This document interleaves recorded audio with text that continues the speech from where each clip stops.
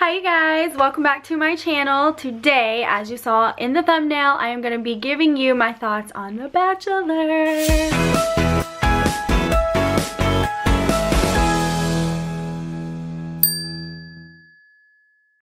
Okay, so first of all, this has been like a secret guilty pleasure of mine for a little while. I started watching it when I was younger with my mom. We watched quite a few seasons together. Then things started to seem a little scripted. Also, it became a little more worldly and we stopped watching. Well, then there was a season where The Bachelor, Sean Lowe, professed to be a born-again Christian. And I was like, oh, this is gonna be good. I need to watch it. It's gonna be a clean episode. And it was. But then, of course, the person who lost in his season became the Bachelorette, and then the people who lost in her season became the Bachelor, and so on and so forth. And I kind of got reeled back in. However, I haven't been like a die-hard fan or anything since I watched back in the day with my mom. But this season, I don't know if it's because The Bachelor has already been on the show so many times before or what, but somehow I was just like so wrapped up in this guy's gotta find love and I have to watch it go down. So needless to say, this season really reeled me in. Whatever the producers and people were trying to do to hook people in, I was a victim of that. So let me just start off by saying that I haven't always been a super fan of Nick. Pretty much throughout this entire season, I just thought he was like playing it up for TV, and like, does he really want to find love? I kind of can't tell.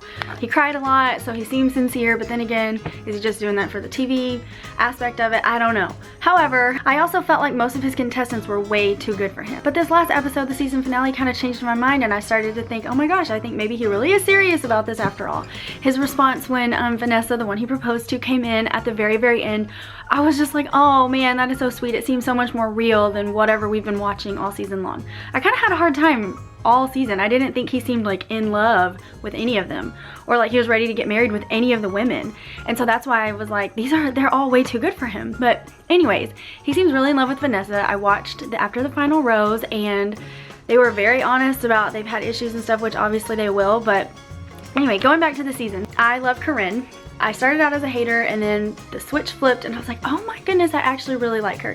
She's kind of crazy, but she's like an honest kind of crazy. She's not like a, oh, hi, Nick over here, blah, blah, blah, and then like a B word over here. I mean, she totally was like the same person throughout the whole entire season from what I saw. And I did end up watching a couple of interviews of her like on Good Morning America and with Mario Lopez, and I was just like, oh my gosh, she really is like the exact same in all of her interviews and everything as she was on the show. Anyways, moving on. My number one person from the get-go was Vanessa, and that's because right when she got out of the limo, he was like, whoa, she's a keeper.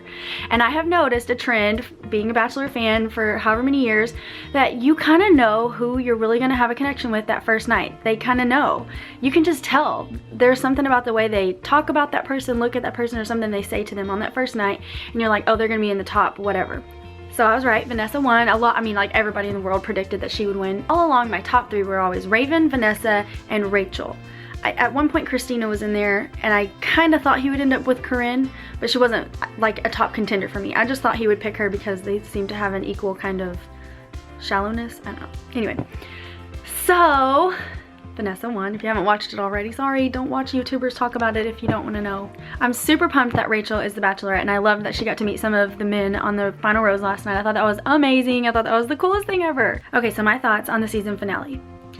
When the girls met his family, I definitely thought Vanessa was a front runner. I didn't think Raven's connection with his family was that real or genuine or even that deep, but I felt like it was really deep with Vanessa. And when she first got there to meet his parents and all of his family, his reaction to her getting out of the car was so much better than when Raven got out of the car. So I was like, oh man, he must pick her. So then they go on to their last date or whatever. He goes horseback riding with Vanessa and he goes ice skating with Raven. And on Raven's date, I was like, man, dude, I don't know. Now I want him to pick her. She seems like the better choice for him. But obviously that was wrong. But man, they really made it heartbreaking for him to say goodbye to her. And boy, that guy, he cries a lot. He cried a lot in the season finale. He cried all season long, but the season finale were a lot of what looked to be really real emotional tears. And he just seemed so happy at the end, and so that made me feel happy. I was like, oh, okay, good, it all worked out. Oh, I didn't waste my time watching this season for nothing. But I will say, I really got sick of this whole like tagline that they had of, is the girl gonna say no? Yeah, but what if she doesn't choose him in the end? I'm really optimistic about this whole journey. Hey, check out my shirt. Find joy in the journey. I wore it because, you know, they're all on their journey to find love. But yeah, I really got sick of that tagline. Like, these women are like professing their love to him and crying and like begging him to give them reassurance and all of these factors say, like, they're gonna say yes if you propose, dude. Like, I really just did not like that storyline. It was too fabricated. It was not realistic, and I even felt that, like, when the parents were saying it, they were like, what if she says no this time? Like, they're like, come on, they're not gonna say no. Hello. I just have a few more thoughts on the season finale, and then I'll move on to answering some of you guys' questions. So I loved it when he was having his date with Vanessa, and he was like, I know what you want me to say. I'm not gonna say what you want to hear. I was like, yeah, way to stand up and just like stick to your guns, man.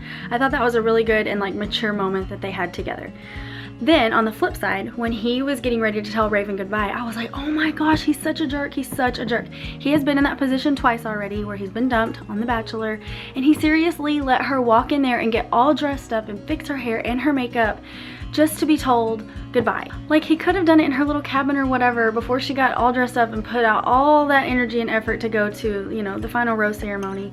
I was really disappointed at that. I really expected him to have some kind of like out of nowhere idea of how to let the girl go, because he had been dumped twice on the show. So I thought it was going to be something really original and heartfelt, and it was just totally regular and really sad for her, but she handled it pristinely. Like, she was like, dang girl, you are so strong.